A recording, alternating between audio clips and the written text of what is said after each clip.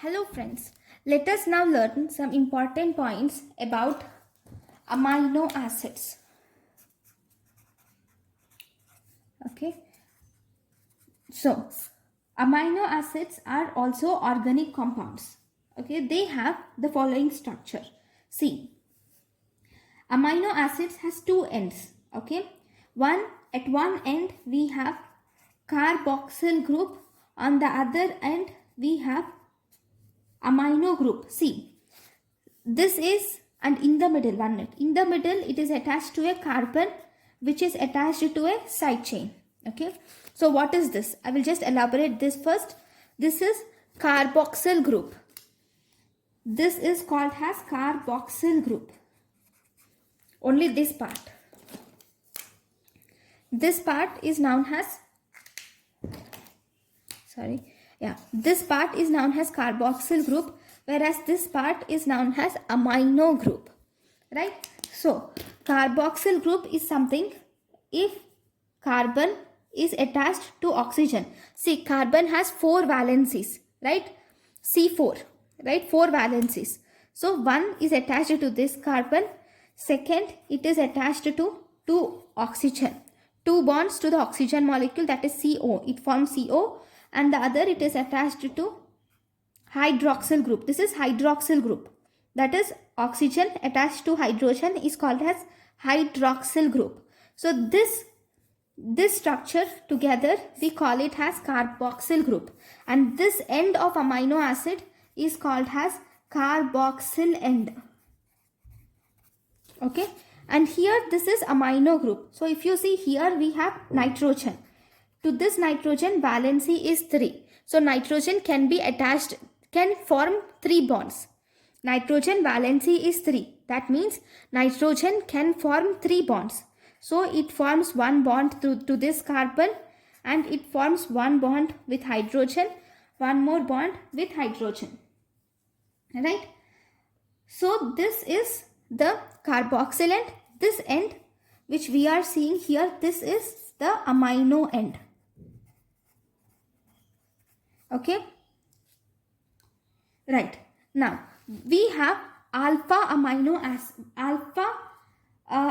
acids. So what is alpha amino acid? Right. So if you see this same thing, this same structure I am writing here. Okay, this is the simplest amino acid. This is called as simplest amino acid, which is glycine. You do not need to know this structure, but I have taken this just for an example. Okay, this is the simplest amino acid, which is glycine. This is an alpha amino acid. How do we call it as an alpha amino acid? See, for this amino acids, the most important group among this amino group and carboxyl group. See, these two are the 2 functional groups. Carboxyl group is 1 functional group. Amino group is the 2nd functional group. Among both these, carboxyl group is very important. This is very important. Because this end is very important, we name this carbon as alpha carbon. Okay, I will give you one more example.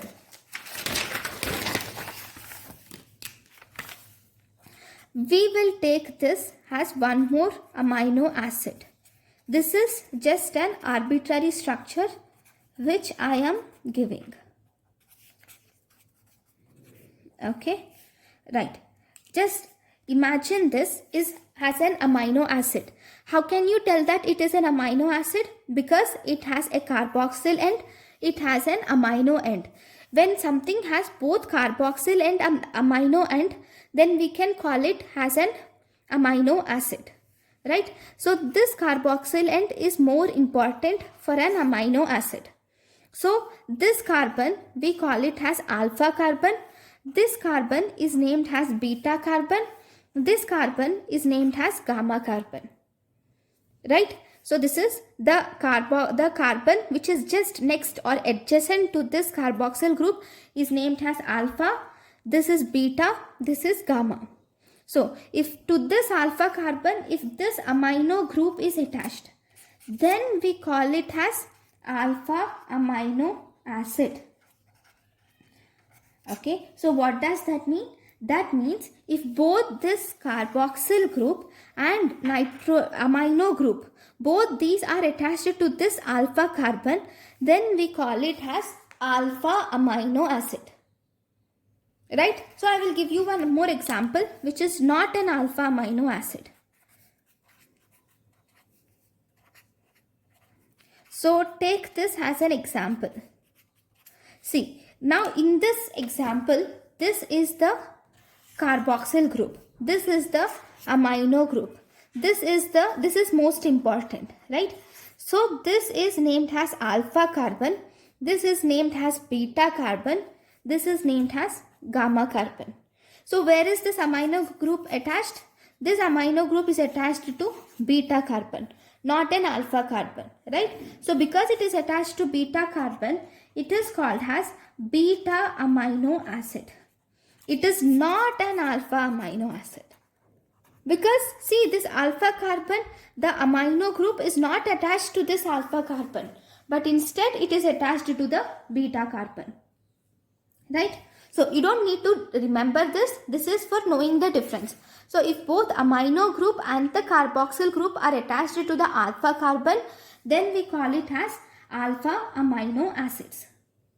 These amino acids are called as substituted methanes. Substituted methanes. What does this mean? See, what is methane? First, okay, I'll write in the next page.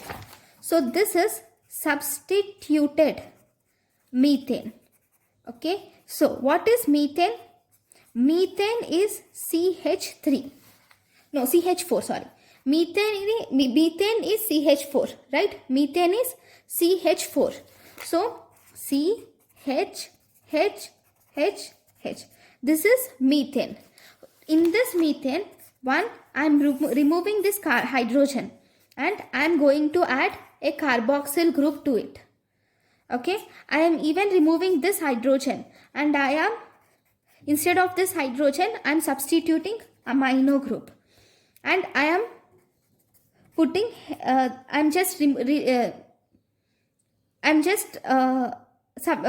removing this hydrogen. I will remove this hydrogen and I will add a normal R chain, carbon chain. So this is the general structure of amino acids, right?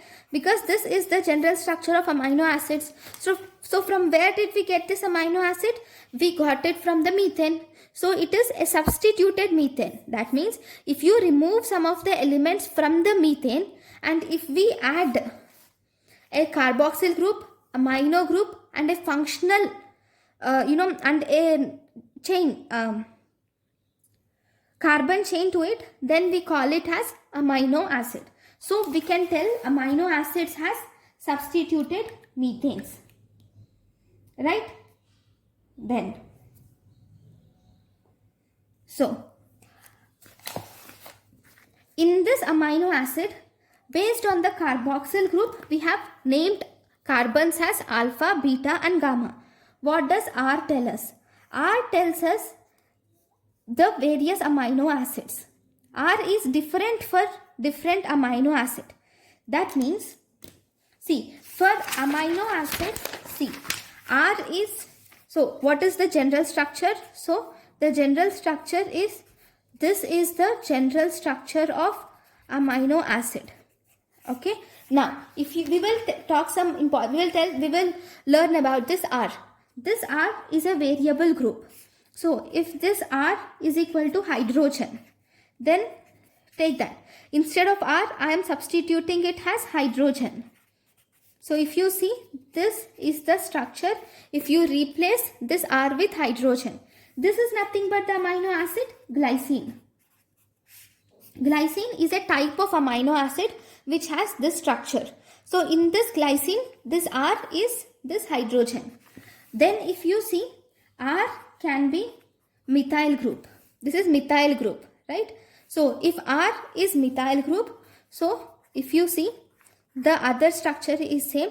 Now I am substituting this R with methyl group. So this amino acid where the R is the methyl group, this is called as alanine. Okay, so if R is equal to H, hydrogen atom, then that is glycine. If R is equal to methyl group, then that is alanine. Right? Similarly, if this R is equal to hydroxymethyl. Okay, what is this hydroxymethyl? Hydroxymethyl is CH3OH, actually CH2OH. If R is this CH2OH, then C. So this is the normal chain, and instead of R, I am writing it as CH2OH. Okay, if R is CH2OH, then this structure which we got, this is called as serine. Okay, so instead of R, if we substitute hydrogen, then that is glycine. If R is equal to amino group, if R is equal to methyl group, then that is alanine. If R is equal to hydroxymethyl group, then that is serine. Right?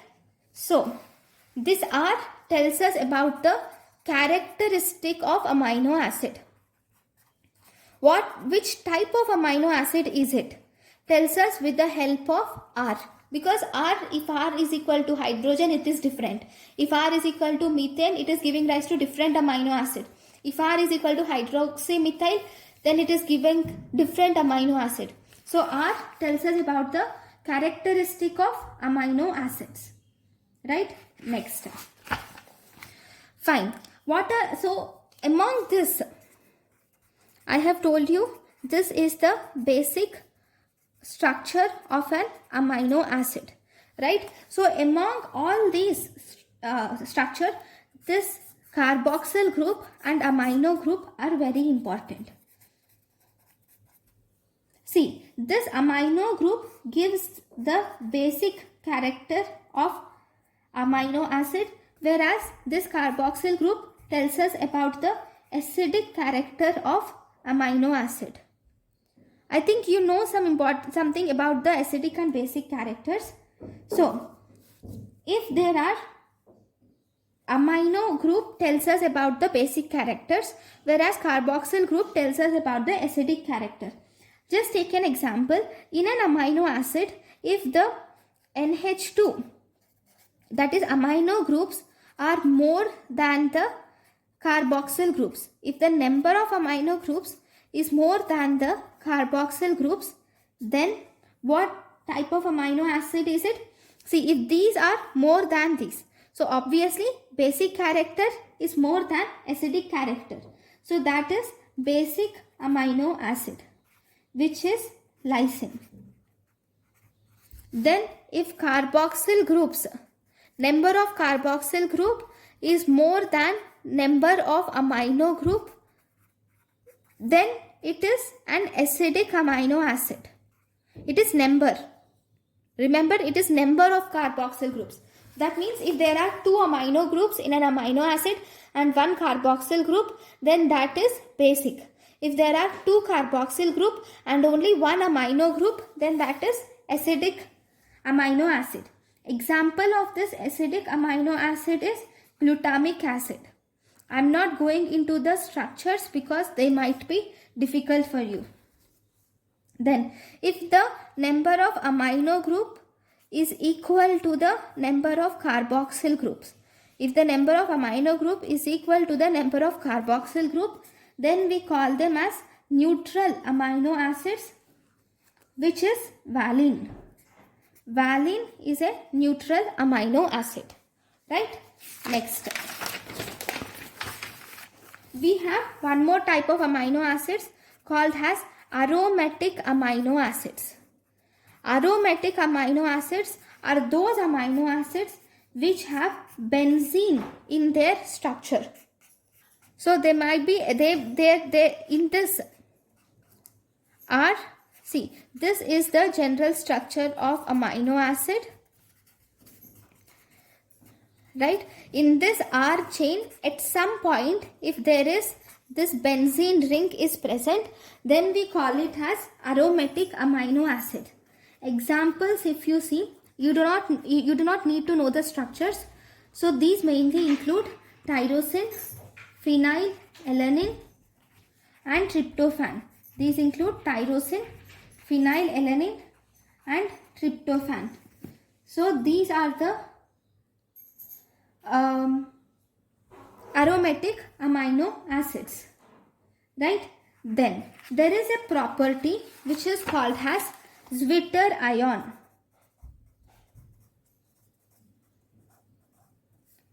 What is Zwitter ion?